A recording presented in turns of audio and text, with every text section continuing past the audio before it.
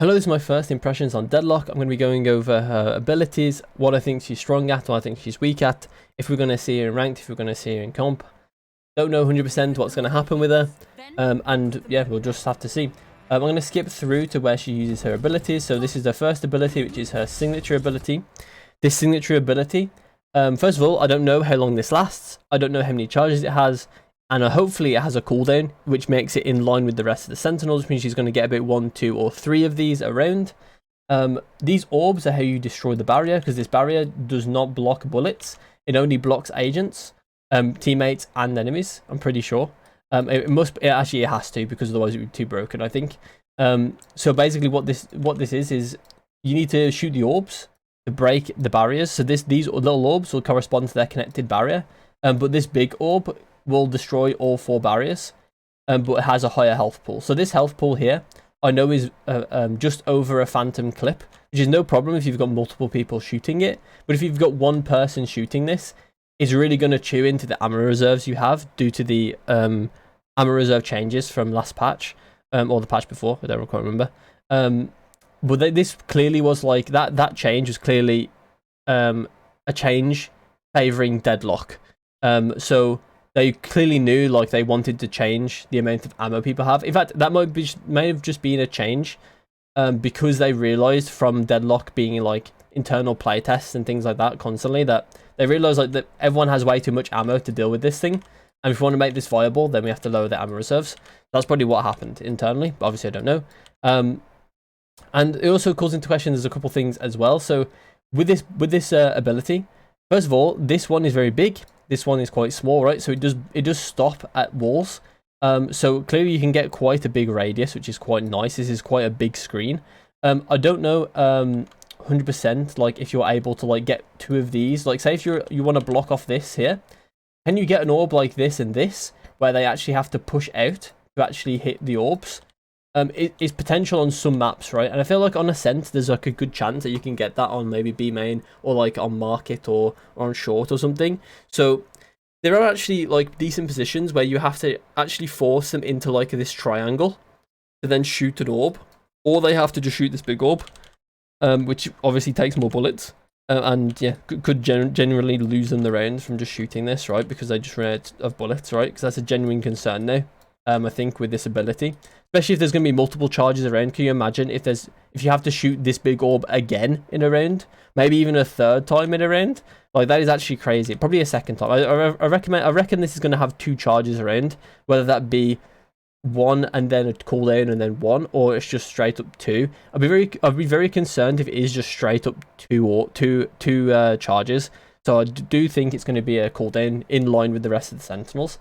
So we'll carry on with the video. This is a sound sensor. So this is not what we're typically used to with the sentinels. Sentinels usually like to have map control via holding flanks. However, in this not in this video, in this like this agent, right, does not use any of that sort of util. They actually have like anti-engage util or like anti-execution util, or like in post plant they're very good at like stopping like taps and things. Because they can just they have a stun right ready for the tap, right, things like that. They can actually find out where you are based on that sound, which, you know, it's kind of weird because if you can hear that person make that sound, usually you can kind of tell where they are, but this thing only works off sound you can already hear. So it makes it so you basically, there's no point in it being anti-flank basically at all, because you basically the sound that they would use to trigger this, they also use to go into your ears, and then you can figure out that they're there. So it's not even going to give you much information necessarily. What it's used for, I think, is to more like set up traps on people making sound. So like I said, when people come out on an execute, say if a jet dashes out, it goes straight into this sensor, he's going to get stunned. And then there's also the flip side where if they plant here and then the enemy tries to defuse the bomb, then this will trigger on the tap, and then it will stun them, and then you can get the free kill on the stun target. Or the free kill on the stun target, like stun is good, like particularly good. Like, you know, stun is a bit weak in this game, and I'll talk about that in a second. So to me, this is kind of like a semi-stun.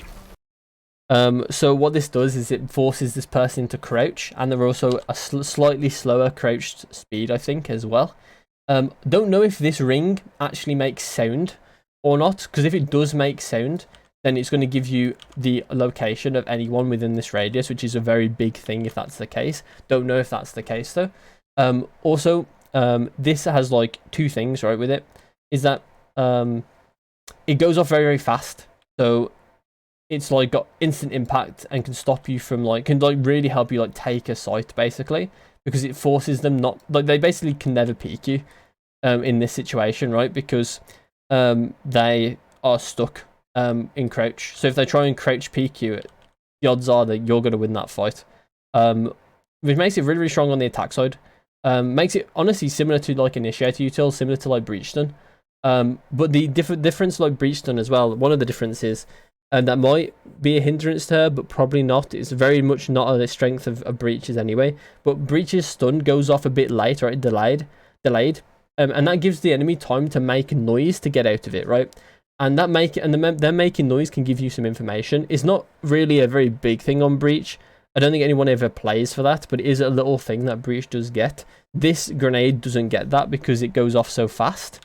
So the only way that you'll get that type of info is if they make a prediction you're going to throw it. I'd also like to say as well that there is no real counterplay to this. If the bomb, if it goes off and hits the floor, they can't shoot a thing that will stop them from being crouched. They are just crouched for the duration of this. It basically makes them a free kill sitting duck, similar to Sage Slow, right? I don't know if this is, I'm assuming this does not affect teammates, because that would be, actually that would just be so counterintuitive, it's unreal. So it doesn't, it probably doesn't hit teammates. Okay. I don't know where the rest of the, so you can see the bullets go through and then they shoot the barrier. So this is her ult. It's called Annihilation, which is a really cool name. So you see this stun goes off. It's similar to like, it's a very, very flashy, so I can't quite show it, I don't think, but we'll try again. So you can see there's just a little bit of a stun radius.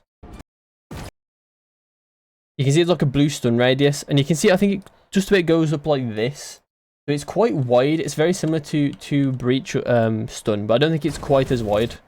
I'm not sure how long it goes either. I'm pretty sure it goes like a decent length, but not too much. So this is Annihilation, and I'm yet to know exactly. Oh wait, actually we can actually get a good. We get a better view here. Wait, hang on. Yeah, so it goes like it's like this. It actually goes quite far, actually.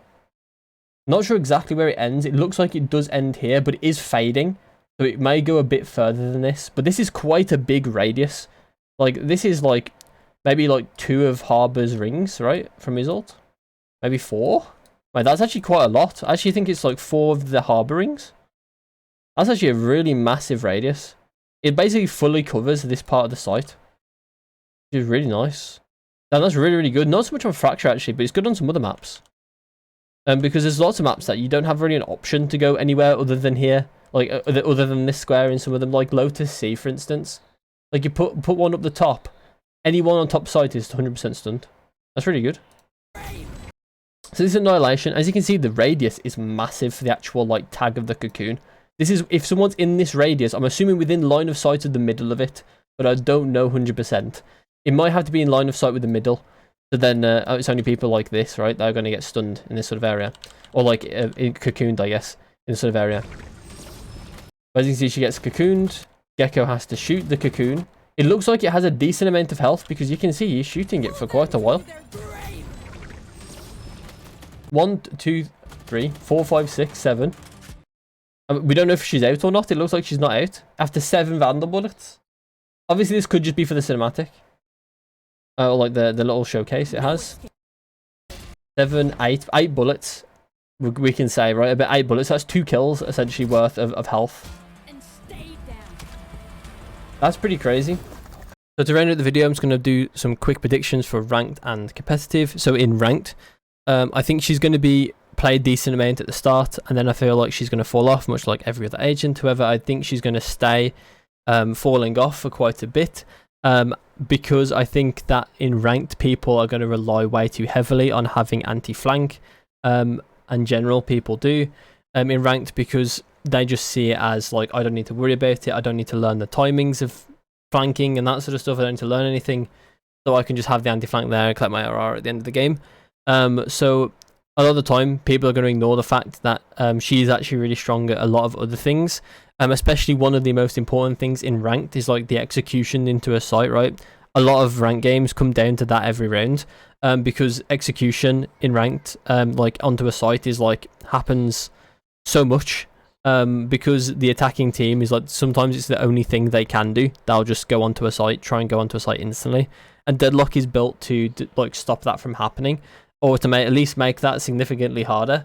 So she's very much like Sage in that sense, with the heal on the wall, right? Not a heal on the wall, the slow on the wall. And you can argue like Deadlock basically has those two abilities in different forms. But I would argue as well that she also then has a better kit surrounding those two abilities. So I think Sage is going to get less play, because I feel like the spots that you play Sage, you're never going to be playing Deadlock unless you relied a lot on the wall boosting. So like maps like Ascent, I would actually say that Deadlock likes Ascent as well. But Sage also has a lot of good boosts there, so the B main one especially. So it might be a bit of like a conversation, like what do we value more? Because Deadlock probably has like a clear strength on defense over Sage, but I would say like Sage probably has a clear strength over Deadlock on attack. So we'll have to see in competitive if Deadlock ends up like replacing Sage in any real capacity.